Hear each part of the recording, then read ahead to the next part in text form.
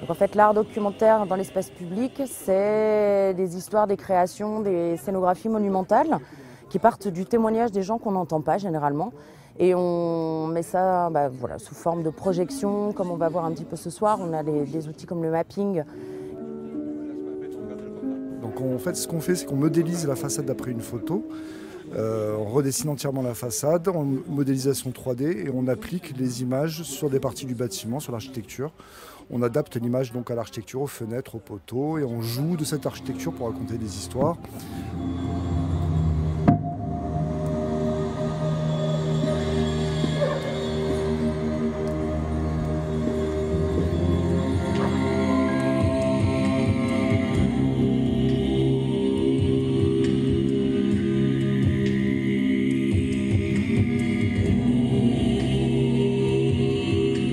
On présente un mapping, un spectacle audiovisuel en mapping qui s'appelle Grandir avec les Cévennes. C'est un conte initiatique en fait en 3 actes.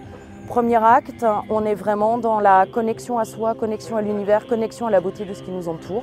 Donc on essaye vraiment de provoquer cette sensation avec les outils que sont la projection et le son. On est dans une deuxième partie qui est plus la confrontation. On se confronte à nous-mêmes, à nos peurs, à l'autre pour s'affirmer.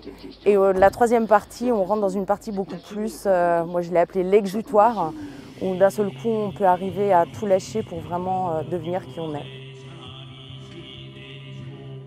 Wako, ce sont des pirates japonais qui écumaient la mer de Chine au XVIIe siècle.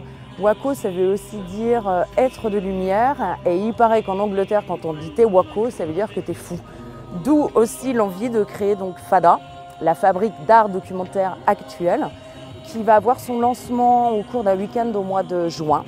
Et en fait, après qu'il y aura des actions toute l'année sur le territoire. L'idée, c'est vraiment de créer un nouveau triangle culturel en faisant des passerelles avec Marseille, Montpellier, Nîmes, Sète, Barcelone, des territoires où on a beaucoup travaillé, où on a beaucoup de réseaux et on a vraiment envie que ce territoire, qui est vraiment un terreau très fertile, devienne un laboratoire d'art documentaire. Donc l'art documentaire sous presque toutes ses formes, puisqu'on va retrouver des conteurs, on va retrouver de la BD, on va retrouver des photographes, on va retrouver de la musique, mais voilà. Et encore une fois, on va partir du témoignage, donc on aura beaucoup de travail qui va être fait sur place pour travailler sur notre patrimoine immatériel et matériel des Cévennes, mais avec la rencontre d'artistes voilà, engagés d'un peu partout.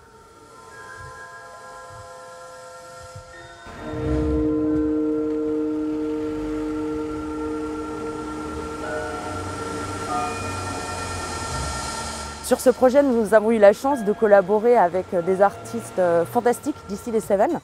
Donc ça a été des rencontres vraiment...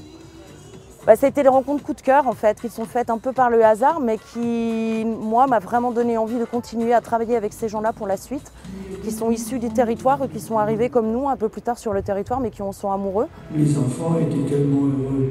Ils regardaient les nuages et les oiseaux voler de plus en plus haut. Les arbres pouvaient désormais grandir à leur guise, les montagnes ont repris leur respiration, les rivières coulaient mieux, et même le vent circulait mieux. L'équipe de Wako avait un conte sous forme de structure, et moi ils m'ont demandé si j'étais d'accord pour le dire. Alors pour qu'un conteur puisse dire un texte ou une histoire, il faut qu'il se l'approprie, tu vois. Si on regarde le ciel la nuit, on remarque de nombreux points lumineux. Certains les appellent des étoiles. J'ai mis des mots qui étaient à moi, j'ai modifié quelques formules, enfin j'ai fait ma petite soupe de conteur, quoi, voilà.